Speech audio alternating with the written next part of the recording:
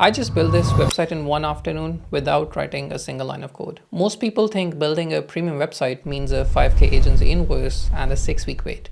But the industry is hiding a massive shortcut. They're already using tools like Google Stitch behind closed doors. I've spent over 100 hours stress testing Stitch, and as someone who drives AI automation in finance at Amazon, I know when a platform is hype and when it is already reshaping an entire industry, and Stitch is the second one. I've packaged the zero to professional website process from my research into a 6-phase velocity web system, and phase 1 is where most people lose the website before they even start building it. Let's dive in. Open Stitch on your browser and select the web toggle, which allows you to build professional websites, and then choose Gemini Thinking Pro model. At this point, most people will type something like build me a consulting website, and the result will be like every other website out there. No clear offer, no design taste, or a reason for the page to feel premium. And that is what we fix at phase 1 with our vibe prompt. The goal here is to give Stitch enough taste to build a serious first version. It's like preparing a car to get ready for a paint job. We'll start with an optimized brief for our character, Tom. I give my vibe prompt and ask Stitch to build the website. My prompt only includes what matters. Tom is a senior corporate professional with 15 years of experience, and he's launching consulting and courses to share what he's learned over his career. The site needs to feel like a modern McKinsey partner meets trusted advisor vibe. And the color palette is very specific in my prompt.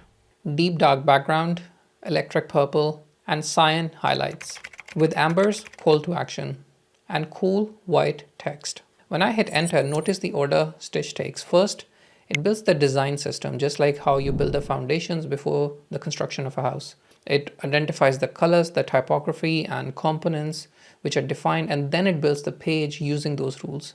That matters because most bad AI websites fail in the same place. The first section might look good, but the third looks like it came from a different tool. The first pass from Stitch has the core foundations well sorted. We have the hero section, the about section, the engagement models to connect with Tom, the course area, testimonials, and contact. This is already more structured than what most people get from a one-sentence prompt. But it still has a problem. The taste is not finished. The spacing is a little generic, the imagery is made by AI, and the page does not yet feel like Tom owns it. But before we fix all of that, there is another quick feature you should try if you don't like the first design Stitch makes. You open Modify and then Variations and select Reimagine mode.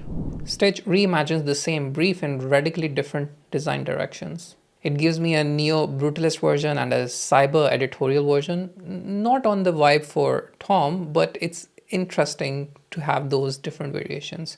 It's for the same business but different mood or customer type. And it's quite useful because you're not married to the first layout. You can pick a composition and design before you start polishing it. Now I quite like the first design, which has more professional vibes, so I'm going to return to the original design, and phase 2 is where the expensive looking part happens with design surgery to make precise edits which elevate our website. First, I mark the call to action area, not the whole page, just the button region. Then I ask Stitch to make it larger and add a purple glow around the corners and change the label from book a consultation to start the conversation. Here's why this matters. The page already had a button, but the old version felt transactional.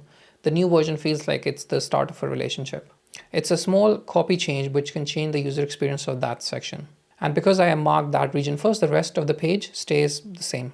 Now for the second edit, typography. I ask it to tighten the headline spacing, switch headlines to an elegant serif, which is a more readable font, and keep the body copy in clean sans serif, and cap the body line length around 60 characters, because large lines make people lose interest. And premium websites often feel calmer because the reading width is controlled.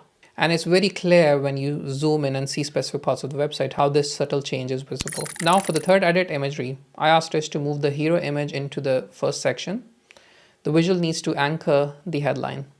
And then I select the placeholder AI image and prompt Stitch to replace it with a portrait picture of myself. I definitely don't look like a Tom, but that's not the topic of the video. When Stitch was finished, one small detail I did not expect was that the image is monochrome until I hover my mouse over it, and then it reveals the color automatically, which is a nice little touch. And here's something which separates Stitch from other platforms. So far, everything we've done has been documented by Stitch into a reusable design system, which includes the colors, the typography, spacing, and component styles for this project. The design.md file makes those rules portable. So when we add more pages next, we are not starting over. Stitch uses the same design system. You can also take the same design.md file to any other platform like Figma or Cloud Design and make the assets aligned with your brand guidelines and visual appeal.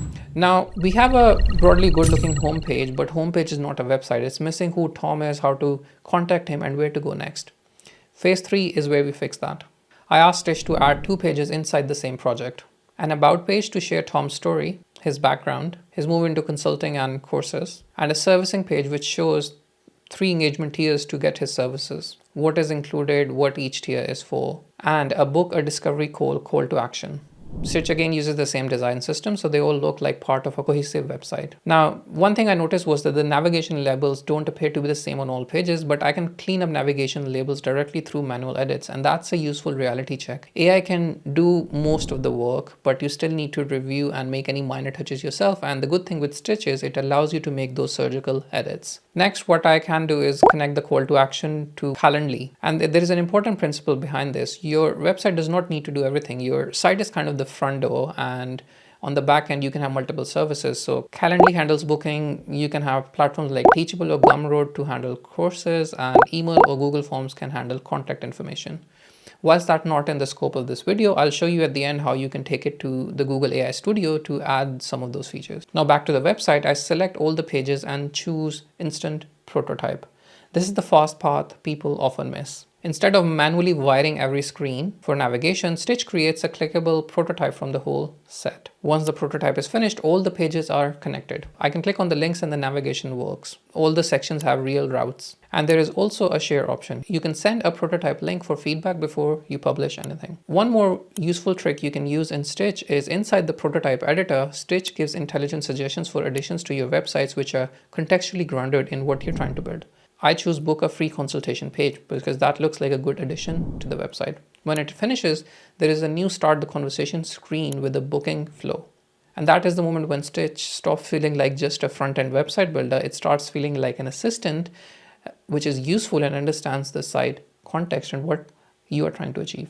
Now we have the site flow for the web version, but before we go to the next step, there is one question that can kill a lot of good websites, and that is, how are they appearing on a mobile? Most people build the desktop site first and then remember their audience is going to open it on a phone. And this is not a small issue. Most web traffic is mobile. If your site breaks there, the first impression breaks there. And Stitch makes it easier to fix. After I select the most recent version of the screens, we have an option to generate mobile app versions of these screens. I click the option and the mobile versions begin to appear next to the desktop versions. They use a column stack, they rearrange the website, the text flows, and cards become thumb friendly for mobile screen. And the booking screen still works as a phone experience. And the overall editorial style survives the resize done for the mobile. And that is the important part. Mobile website should not feel like a stripped down apology for the desktop site. It should feel more or less like the desktop version. So our desktop version of the website is done and the mobile version is also done. The next part is where most non-technical builders struggle, which is how to take that website and deploy it. And for that, we need is code that will let us deploy this website on the web. So in Stitch, I open export and choose Google AI Studio. Stitch sends the design context into Google AI Studio. AI Studio opens with the Stitch screens attached as context with a brief instruction that says build me an app with screens that look like this. I hit enter and AI Studio starts building the code. Once it finishes, it generates the same website again, but this time with working code behind it which can be deployed on the web. I take a quick check and everything looks and works like it did in Stitch. But the code is not a live site, that is the last step. This is where most people make a week's work for themselves accidentally trying to deploy the website. And there is a 30-second rule which saves it. To publish a multi-page app like this, the more serious route is AI Studio publish into Google's Cloud Run. That is Google hosted path and it requires setting up billing and a custom domain and Google Cloud configuration, which can take between 5 to 10 minutes and needs a separate video on its own, but you get the point. There is also a lighter route which is better for single page websites, and it's free as well. You export the page into a zip folder in Google Stitch and then you open the Netlify drop page and drag the project's zip file in, and Netlify automatically hosts that website for free. You can of course add domain name if you buy one. And that is the low friction path when your site is just a simple static page and you want to get it out there. So the decision rule is simple. One page, just use the Netliquify drop feature. You can buy domains and get something out there. And if it's a multi-page website, then you can just use the Google AI Studio built-in Google Cloud Run. There are many other options out there on the internet, which you can also use to deploy the website. Now you've seen the full build: Stitch for the design, AI Studio for the code, Netlify or Cloud Run to ship it. That is the whole path. But the one thing I will say is this: do not wait. The gap between people who watch tutorials and people who build websites is actually just one afternoon.